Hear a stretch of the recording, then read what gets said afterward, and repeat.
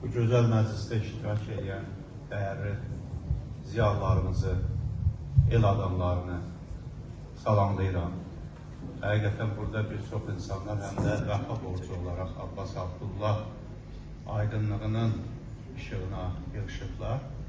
Abbas Abdullah həqiqətən də fenomenal bir şəxsiyyətlər sırasında yer alır və mənim də yaş fərqinə baxmayaraq çox əziz dostlarımdan biri idi və çox maraqlıdır ki, Abbas Abdullah ilə mənim tanışlığımın da tarixi elə biraz qəribəliklə doludur.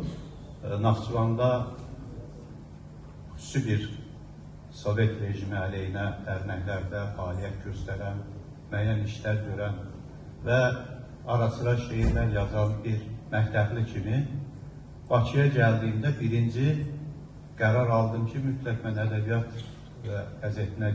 və incəsənət qəzetinə gedib Abbas Abdullahın yanına getməliyəm və şeirlərimi ona təqdim edəməliyəm. Belə birbaşa gəldim ora, avtobuslar dəyişə-dəyişə yer öyrənə. Bakını da yaxşı tanımıram, çox qohumlarımız da yox, Sumqayıtda qohumlarımız var, orada qalıram. Və gəldim ki, Abbas Abdullah ilə bir yaşlı kişi oturub və o zaman onu tanıdım. Ərzurumun gəliyinə varanda Məhəmməd Aslan rəhmətli bir yerdə oturmuşlar. Və ikisi o qədər səmimi, bir də söyüş dolu söhbət edirlər ki, biraz bu məktəbli uşaq üçün biraz qəribə gəldi. Və xeyli söyüşən də adam idi, amma xoş bir danışığında bu əsl el adamı kimi rahatlıqla, kompleksiz danışan insanlar idi.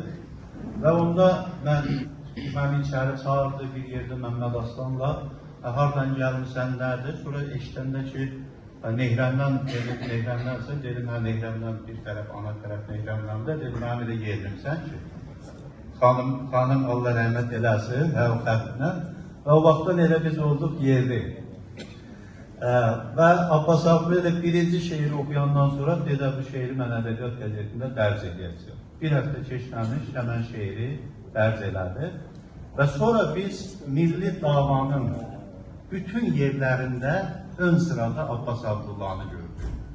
Dövlət quruculuğu prosesinin bütün yerində Abbas Abdullah'ını gördük. Hətta mən Türkiyədə konsul olanda da, onda mən bir neçə il mərhum Əbülfəz Elçibəyin Türkiyə özəl təmsilçisi kimi çalışırdı. Təbii ki, müəyyən məsələlər vardı ki, tam görüşmək filan məsələlərdən qaçır. Amma o məni hər dəfə arayırdı ki, İstanbula gələndə mütləq gəl məndən görüş. Və konsulluğa gedə bilməsəm də evinə dəvət edirdi. Və evində otururdu, xeyli söhbət edirdi. Və o səmimiyyəti ilə həmişə məni heyrətləndirirdi. Mən biraz uzaq qaçırdım ki, ona ziyan vurmayım. Müəyyən dərəcədə hər halda siyasi mövqeyə, baxışlara görə. Amma o onu heç vaxt özü üçün bir problemə çevirmirdi. Yəni, bu qədər səmimi bir insan idi. Və eyni zamanda Abbas Abdullah həm də gözəl şair idi. Bir nəslin formalaşmasında onun şeirlərinin böyük rolu olubdu. Və hesab edirəm ki, onun xalqların necə tarixi və keçmişi olursa, yəni keçmişi bol olan xalqlar biraz müasir dövrdə çox da irəli gedə bilmirlər. Amma tarixi zəngin olan xalqlar, həm də faydalı tarixi zəngin olan xalqlar daha böyük bir işlər görə bilirlər və dünyada söz sahibinə çevrilə bilirlər. İnsanlar da elədir. İnsanların tarixi keçmişindən ağırlıq kəsb edənlər onda daha çox iz buraxa bilirlər, daha çox miras qoya bilirlər. Mən hesab edirəm ki, Abbas Abdullah'ın Azərbaycan xalqı üçün, Azərbaycan cəmiyyəti üçün böyük tarixi var. O tarix formalaşdırmış bir şəxsiyyətlərdən biridir. O Borçalının təkcə siması deyildi. Azərbaycanın bütövlükdə ideallarının siması idi və onu da tələffüz etməyə bacaran, onu təbliğ eləməyə bacaran, şeirində, sözündə, yazısında, ictimai mövqeyində bir şəxsiyyət idi. Və o baxımdan da xalq hərəkatında da Abbas Abdullah ziyalıların ön cərgəsində gedən bir insan idi və qorxmaz şəkildə öz fikirlərini deyirdi. Hətta Sovet dövründə o səhv eləmirəmsə Yazıçılar İttifaqının ilk partiya təşkilat katibi idi, amma o sovetləşə bilməmişdi.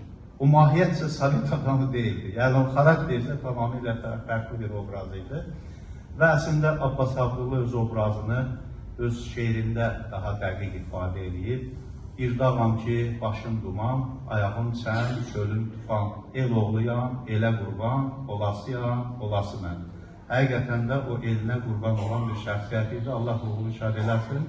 Allah onun irsini yaşadanları da var etsin. Sağ olun.